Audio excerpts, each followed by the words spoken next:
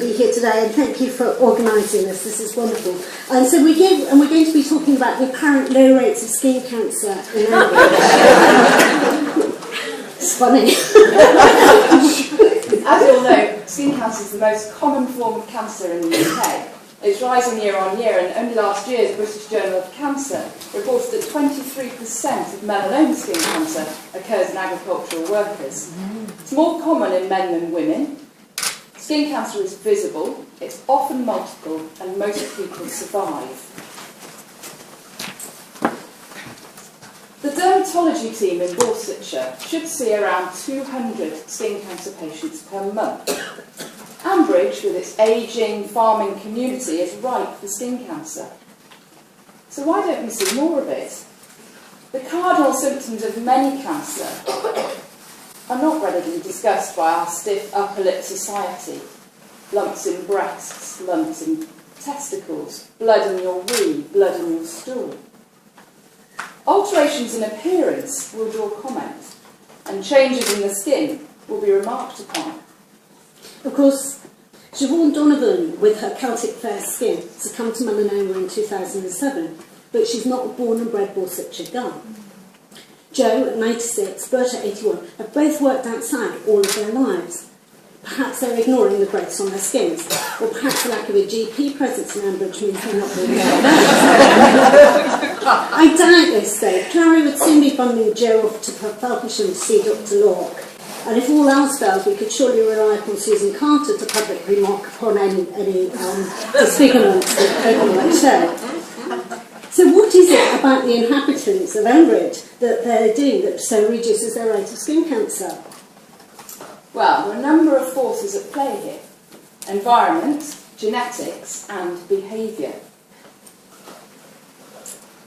By far the commonest cause of skin cancer is ultraviolet light. Artificial sunburn exposure is also an increasing factor.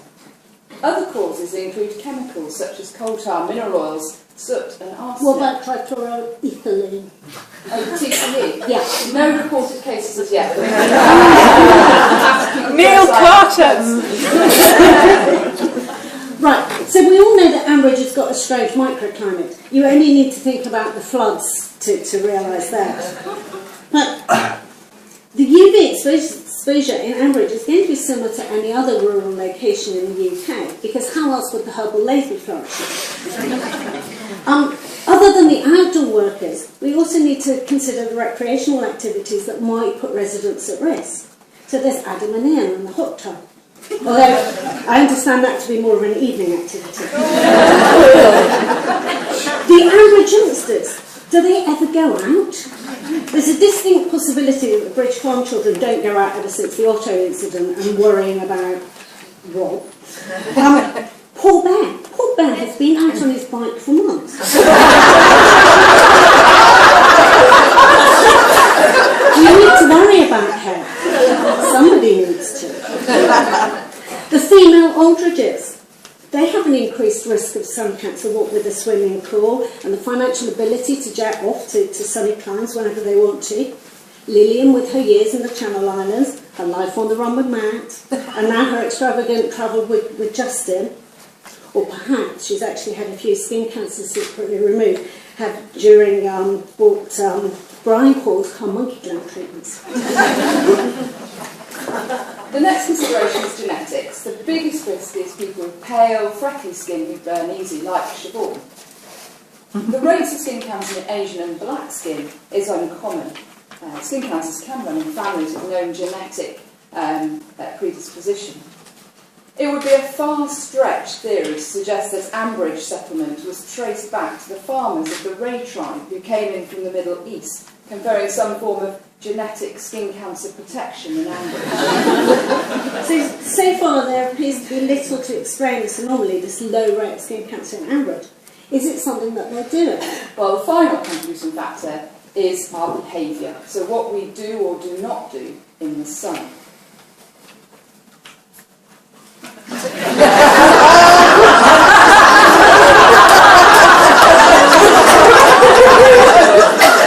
Using sunscreen, covering up and keeping out of the midday sun are all important in sun protection.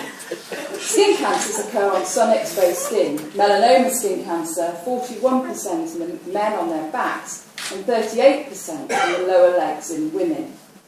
So it's definitely worth considering what behaviours are at play here. I'm not convinced that the Ambridge residents are vigilant at applying sun cream. Ruth and David barely had time to throw a frozen pizza in the Argo, so would they ever have had time to apply sun cream to the children? And we haven't heard Joe moaning about Clary nagging him about putting sun cream on. And not even Elizabeth seemed to particularly worry about Lily and Freddie slipping on the sun cream. However, how many times have we heard Susan screech at Ed and Neil, but especially Ed, to remove their overalls before stepping across the threshold at Ambridge View? Perhaps the overalls are the answer. Well, there's Jill in her bee suit. And what about the keen equestrians? Legs over covered up with joggers and riding boots? And there's the air-conditioned tractors and natural sun protection. All along we've been worrying about the lack of sun protection factor in the inhabitants of Ambridge. We've been missing the obvious. Of course. The welly protection factor.